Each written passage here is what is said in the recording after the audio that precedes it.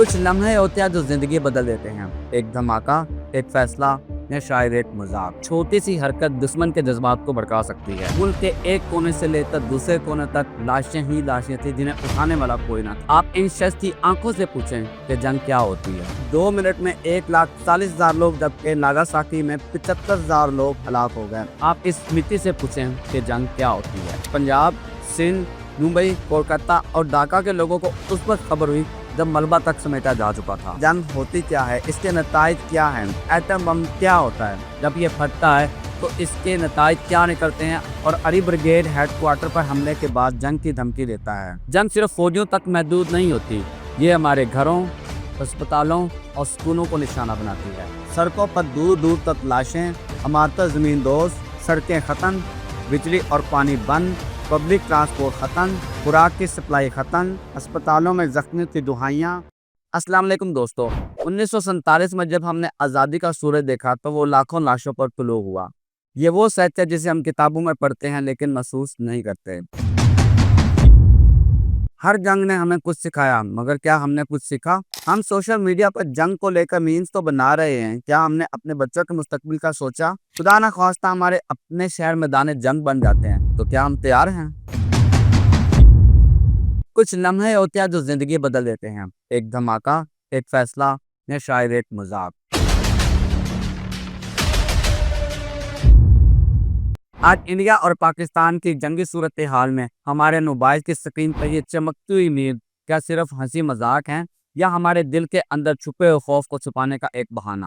India اور پاکستان کے پاس جوہری ہتھیاروں کے ذخیرے دنیا میں 7ویں اور 8ویں نمبر پر ہیں۔ کیا ہم واقعی اپنے بچوں کو ایک ایسی دنیا دے کر جا رہے ہیں جہاں دشمن کی تعریف سرحدوں سے طے ہو؟ موجودہ دور میں جنگ کو مذاق سمجھا جا رہا ہے اور اس پر مختلف قسم کی فنی ویڈیوز اور میمز بنائے جا رہے ہیں، حالانکہ ہماری چھوٹی سی حرکت دشمن کے جذبات کو بھڑکا سکتی ہے۔ موجودہ سنگین صورتحال کو سامنے رکھتے ہوئے ضرورت کس امر کی ہے، آئیے اسے باریکی سے جاننے کی کوشش کرتے ہیں۔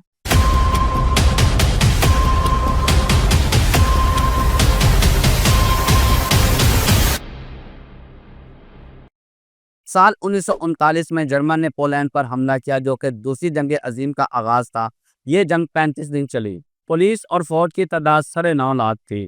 جرمنی، سلواکیا اور سوویت یونین کی 20 لاکھ فوج نے پولینڈ پر حملہ کر دیا۔ فوج کو 4,959 توپوں، 4,736 ٹینکوں اور 3300 جنگی طیاروں کی سپورٹ حاصل تھی۔ صرف ایک ماہ میں پولینڈ میں 1,99,700 لاشیں بچھ گئیں، اور یوں آرٹ، کلچر اور موسیقی کا مرکز پولینڈ راکھ کا ڈھیر بن گیا۔ ملک کے ایک کونے سے لے کر دوسرے کونے تک لاشیں ہی لاشیں تھیں جنہیں اٹھانے والا کوئی نہ تھا۔ پولینڈ کا ہر شہر آج بھی وار میوزیم لگتا ہے۔ آج بھی پولینڈ کے شہر کی گلیوں، بازاروں اور محلوں سے خون کی بو آتی ہے۔ جنگ کیا ہوتی ہے؟ آپ پولینڈ کے لوگوں سے پوچھیں، یہ آپ کو بتائیں گے کہ جنگ اور اس کے نتائج کیا ہوتے ہیں اور انسانوں کو جنگ سے کیوں نفرت کرنی چاہیے۔ آپ پولینڈ نہیں جا سکتے تو یورپ کے کسی خاندان سے پوچھیں کہ جنگ کیا ہوتی ہے۔ یورپ نے 1 ستمبر 1939 سے 2 ستمبر 1945 تک مسلسل 6 سال جنگ بھگتی۔ ان 6 برسوں میں امریکہ اور جاپان کے 6 کروڑ لوگ ہلاک ہو گئے۔ امریکہ نے آخر میں ہیروشیما اور ناگاساکی پر 2 ایٹم بم گرائے۔ ہیروشیما میں صرف 2 منٹ میں 1,40,000 لوگ، جبکہ ناگاساکی میں 75,000 لوگ ہلاک ہو گئے، اور جو بچ گئے وہ عمر بھر کے لیے معذور ہو گئے۔ جنگ عظیم 2 میں یورپ کا کوئی بھی شہر سلامت نہ رہا۔ بجلی، پانی، سڑکیں، ریل کا نظام، سکول، کالج اور خوراک، ہر چیز کا خاتمہ ہو گیا۔ آپ یورپ کی پہلی جنگ عظیم بھی دیکھیے۔ یہ جنگ 28 جولائی 1914 سے لے کر 11 نومبر 1918 تک 4 سال 3 ماہ چلی۔ یورپ نے ان 4.25 برسوں میں 4.5 کروڑ لوگوں کی قربانی دی۔ ترکی کا جزیرہ کیلی پولی قبرستان بن گیا۔ آپ آج بھی اس جزیرے کے کسی کونے سے مٹی کی مٹھی بنیں، آپ کو اس میں انسانی جسم کی باقیات ملیں گی۔ آپ اس مٹی سے پوچھیں کہ جنگ کیا ہوتی ہے۔ آپ کو اب بھی پتہ نہ چلے تو آپ ویتنام، افغانستان اور افریقہ کے جنگ زدہ ملکوں سے پوچھیے۔ ویتنام کے لوگوں نے 19 سال جنگ بھگتی۔ افغانستان میں پچھلے 35 برسوں سے لاشیں اٹھائی جاتی رہی ہیں، جبکہ افریقہ کے ملکوں Nigeria, Liberia, Ethiopia, Somalia, Uganda اور سوڈان میں جنگ نے قحط کو جنم دیا، اور یہ قحط آج بھی افریقہ کے ہر شخص کی آنکھوں میں لکھا ہوا ہے۔ آپ ان شخص کی آنکھوں سے پوچھیں کہ جنگ کیا ہوتی ہے۔ ہم برصغیر پاک و ہند کے لوگوں نے اصلی اور مکمل جنگ دیکھی ہی نہیں۔ ہندوستان کی تمام جنگیں محدود تھیں۔ ہم 1857 کی جنگ آزادی کو ہندوستان کی عظیم جنگ کہتے ہیں، जबकि हकीकत ये है कि ये जंग दिल्ली से 75 किलोमीटर के फासले पर मेरठ से शुरू हुई और दिल्ली पहुंचकर ख़त्म हो गई। ये पूरी जंग दिल्ली के मुज़ाफ़ात में लड़ी गई और पंजाब, सिंध, मुंबई, कोलकाता और ढाका के लोगों को उस वक्त खबर हुई जब मलबा तक समेटा जा चुका था। अगर हम 1965 और 1971 की जंगों का तजिया करें तो ये जंगें कम और झड़पें ज़्यादा महसूस होंगी। 1965 की जंग 6 सितंबर को शुरू हुई और 23 सितंबर को ख़त्म हो गई। हिंदुस्तान और पाकिस्तान हर साल इस जंग की सालगिरह मनाते हैं। 65 की जंग में 4000 पाकिस्तानी शहीद और 3000 भारतीय हलाक हुए थे। ये जंग भी सिर्फ कश्मीर, पंजाब और राजस्थान के बॉर्डर तक ही महदूद रही। हिंदुस्तान और पाकिस्तान के दूर राष्ट्रीय इलाकों की आवाम को सिर्फ रेडियो पर इस जंग की इत्तला दी गई। जबकि 1971 की जंग 3 दिसंबर को शुरू हुई और 16 दिसंबर को खत्म हो गई। इस जंग में 9000 पाकिस्तानी शहीद हुए, जबकि 26,000 भारतीय और बंगाली हलाक हुए। आप इसी दिन ठंडे दिल के साथ इन 13 दिनों और 17 दिनों की जंगों को यूरोप के 4 साल और 6 साल जंगों और इन 4000, 6000 और 26,000 लाशों को यूरोप की 4 करोड़ और 6 करोड़ लाशों के सामने रखें और मुआवजा करें कि असल जंग होती क्या है।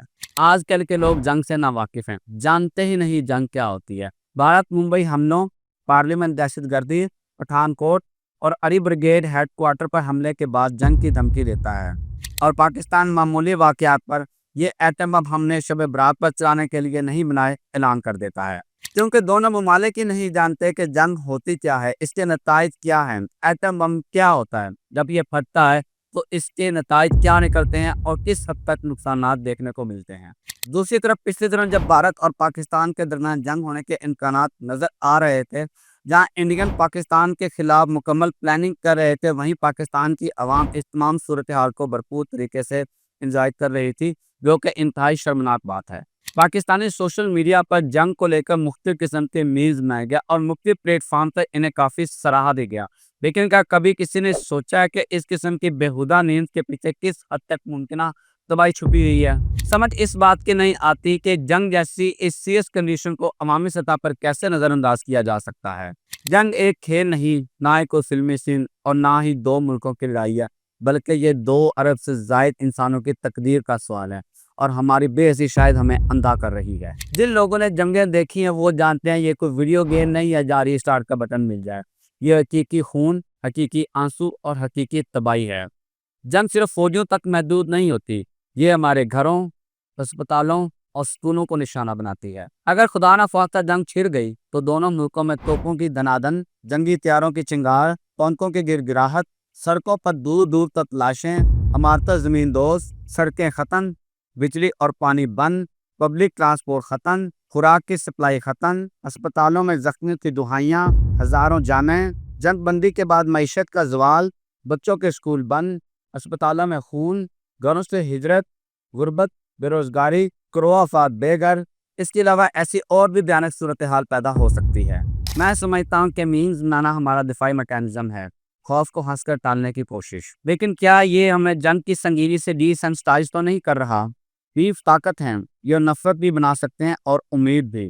फ़र्क सिर्फ हमारे हाथ में है। जब हम जंग को मजाक बना देते हैं तो इसके नताइज को भी मामूली समझने लगते हैं। सोशल मीडिया अवामी राय बनाता है और जब हम न्यूज़ बनाकर जंग को एक मजाक बनाते हैं तो हम हकीकत में नफरत को हवा दे रहे होते हैं। जंग सिर्फ हुकूमती सतह पर नहीं होती बल्कि अवाम का फैसला भी होता है। संजीदगी का वक्त आ चुका है। मज़ाक और नींद किसी और दिन के लिए रखें। आज अन्न की बात करना, अक्ल की बात करना सबसे अहम है। पाकिस्तान जिंदाबाद, पाक फौज जिंदाबाद।